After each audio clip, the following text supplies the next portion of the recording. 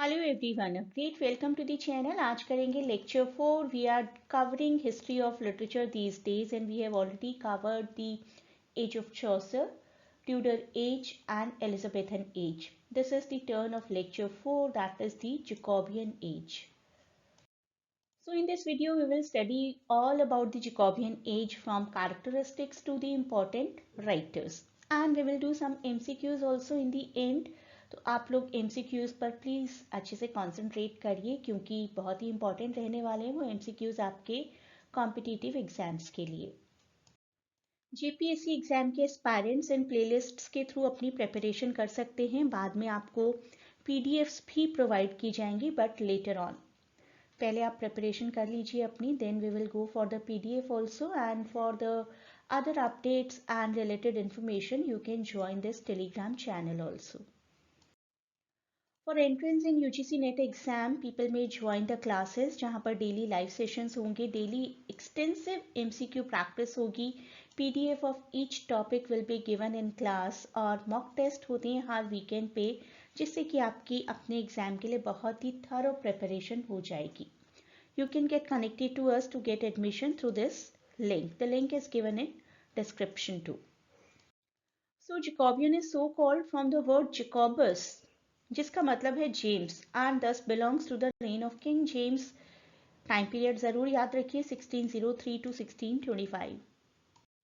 आप जेम्स 6 कह सकते हैं, जेम्स वन कहना ज़्यादा आसान रहेगा. वो पहले स्कॉटलैंड के जेम्स 6 किंग थे from July 24 July 1567 and king of England and Ireland as James 1 from the union of Scottish and English crowns on 24 March 1603. जब तक उनकी डेथ हुई 1625 में तब तक वो किंग बने रहे. The word Jacobean is derived from Hebrew name Jacob which is the original form of English name James. Elizabethan era के कुछ राइटर थे जो कि जेम्स के टाइम पीरियड में भी काफ़ी एक्टिव थे, जैसे कि शेक्सपियर और बेन जॉनसन. इसके अलावा कुछ राइटर्स थे Beaumont, Fletcher, Webster, Tourneur, Ford, Middleton and Rowley. काफ़ी एक्टिव राइटर्स थे जैकोबियन एरा के. Even John Donne and Drayton, two most famous lyric poets of this period, और डॉन को तो मेटाफिजिकल पोएट माना जाता है.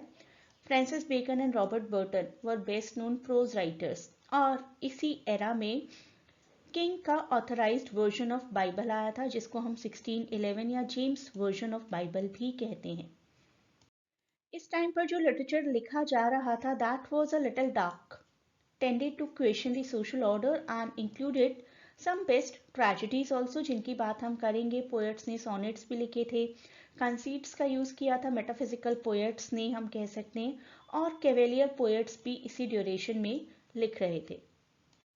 जेम्स वन और एलिजाबेथ के बारे में जानते हैं. जेम्स वन और you can say James 6 of Scotland ascended the throne of England after the death of Queen Elizabeth because Queen died childless. That is why उनके कज़न को बुलाया गया स्कॉटलैंड से, who was called to be the king of England now.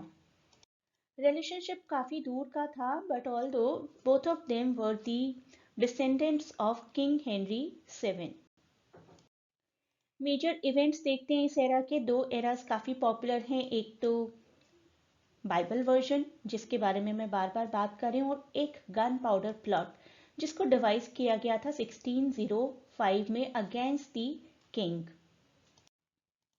King James Bible की बात करते हैं जो 1611 में पब्लिश हुई थी. बहुत ही ब्रिलियंट वर्जन माना जाता है इसको बाइबल का. Published in 1611, the King James Bible spread quickly throughout Europe, क्योंकि प्रिंटिंग प्रेस भी आ चुकी थी उससे थोड़ा साल पहले. Because of the wealth of the resources devoted to the project, king के खुद के हाथों की बनी हुई थी और काफ़ी फेथफुल और स्कॉलरली ट्रांसलेशन माना जाता था इस बाइबल को.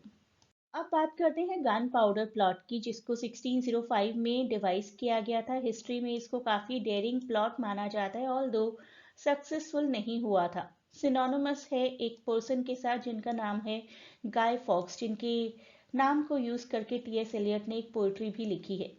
It was an attempt by radical Catholics to assassinate King James I and to destroy the parliament by one devastating explosion. तो एक्सप्लोड करके जेम्स वन को मारा जाना था but it was not successful. तो गन पाउडर कॉन्स्पिरेसी के साथ कई लोग जुड़े हुए थे. लीडर ऑफ द प्लॉट अगर हम कहें तो Robert Gatsby. That was the leader of the plot. और उनके साथ 4 मेजर कॉन्स्पिरेटर्स और थे, Thomas Winter, Thomas Percy, John Wright and Guy Fawkes, जो कि काफ़ी पॉपुलर थे, काफ़ी जीलस थे ये सभी, और they wanted to explore the parliament on November 5, 1605. And reason क्या था? Roman Catholics angered by James refusal to grant more religious toleration to Catholics का एक प्रोटेस्ट था. They apparently hoped that the confusion that would follow the murder of the king and his ministers and the members of the parliament would provide an opportunity for the English Catholics to take over the country. तो king को खत्म कर देंगे, ministers को, पूरे parliament को, तो Catholics का राज हो जाएगा पूरी कंट्री में. That is why this plot was devised which remained unsuccessful.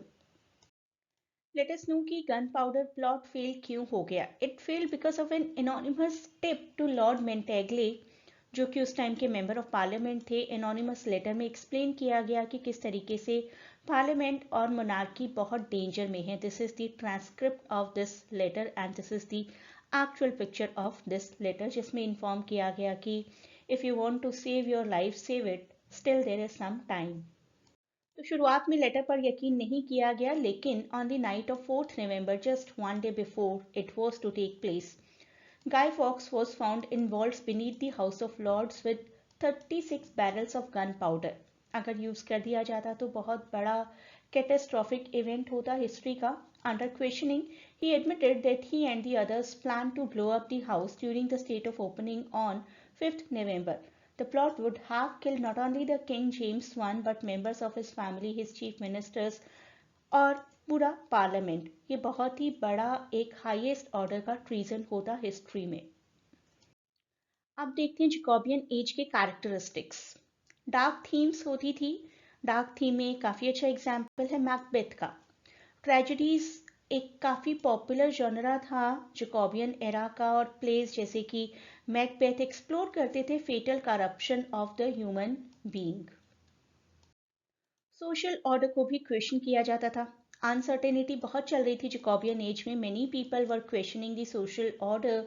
It was a time when rebellions were frequent, लेकिन फेलियर मैं आपको एक दिखा ही चुकी हूँ. King James rain was constantly under threat और नेशन डिवाइड हो चुका था प्यूरिटनिकल, कैवेलियर, इन सब के बीच में. Writers of that age were showing satirical plays, और बेन जॉनसन के भी काफ़ी प्लेस थे, जैसे कि एल्केमिस्ट, जो कि सटायर कर रहे थे पूरी जैकोबियन सोसाइटी को, उनकी फॉलीज को, ह्यूमन ग्रीड को. मेटाफिजिकल टर्म जो थी वो भी इसी टाइम में पॉपुलर हुई और हमें बहुत से मेटाफिजिकल पोएट्स मिले. मेटाफिजिकल पोएट्स को आपको डिटेल में पढ़ना बहुत ज़रूरी है. I will provide a separate video, और in case you do not find that video, please do ask in comments. Metaphysical को अच्छे से जानना, एक एक फीचर को समझना बहुत ज़रूरी है. This was a group of poets who used figurative languages and too many metaphors.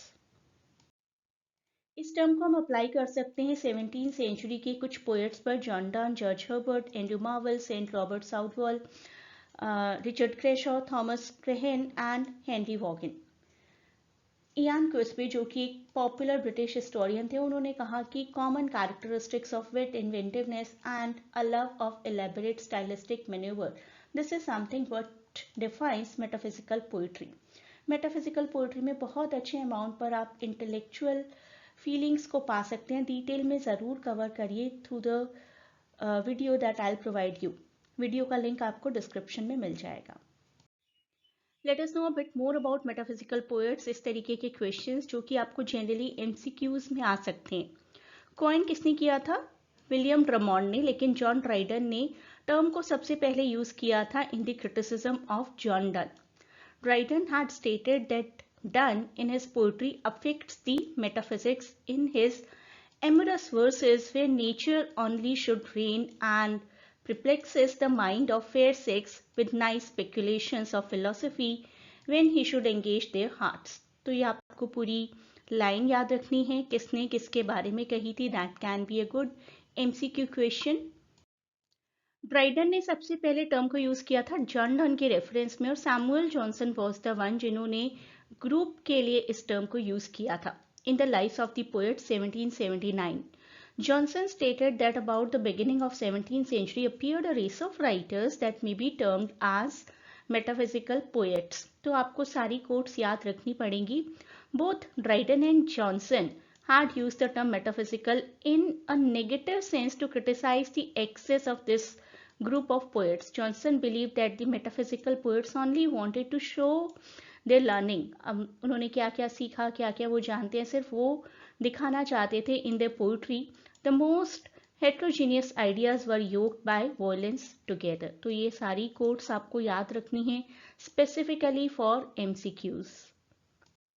Metaphysical poets का एक सेपरेट वीडियो भी है जो आप लोग कवर कर सकते हैं. I will provide the link in description और you can ask in comments.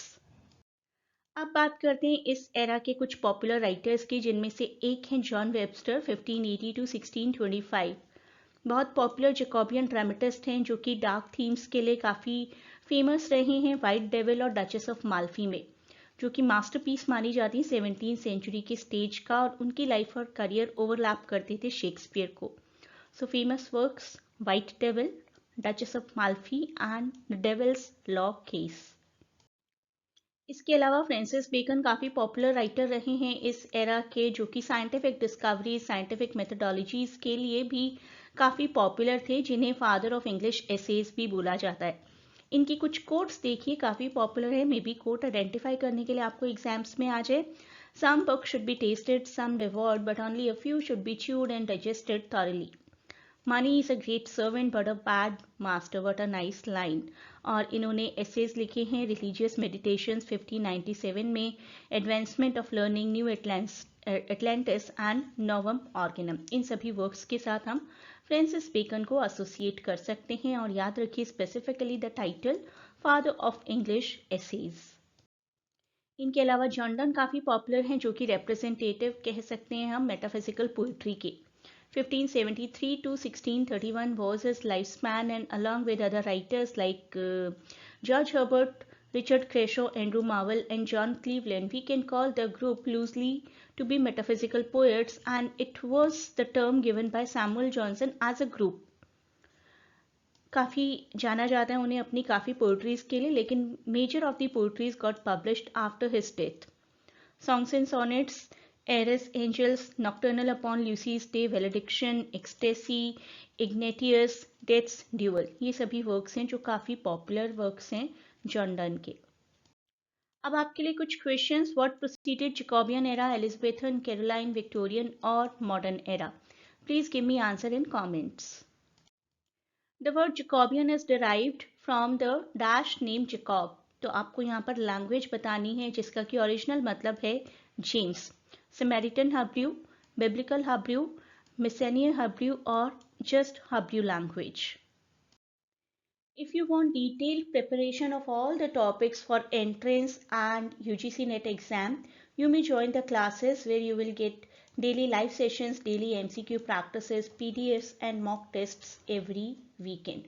बहुत extensive practice आपकी करवाई जाएगी. डेली आपको 2 to 3 hours एटलीस्ट बिजी रखा जाएगा अपनी प्रिपरेशन में. You can get connected to us through this link. The same link I'll provide in description too. I really hope you liked the video और आपने notes भी properly note down किए हैं. सभी चीज़ें आप पहले अपनी लैंग्वेज में लिखेंगे ना, तो आपको हमेशा सब कुछ याद रह जाएगा. That is the real time experience of all the students that I have been teaching since years. सभी स्टूडेंट्स वीडियोस या क्लासेस जो भी देखते हैं अपने हिसाब से भी नोट्स को नोट डाउन करते हैं, तब वो सभी कहते हैं कि हमें सच में सब कुछ याद हो गया है. तो यही टेक्निक आप भी अपनाइए and you can also be successful. And please do not forget to share and subscribe the channel and provide your valuable feedback and a great good luck for your examination.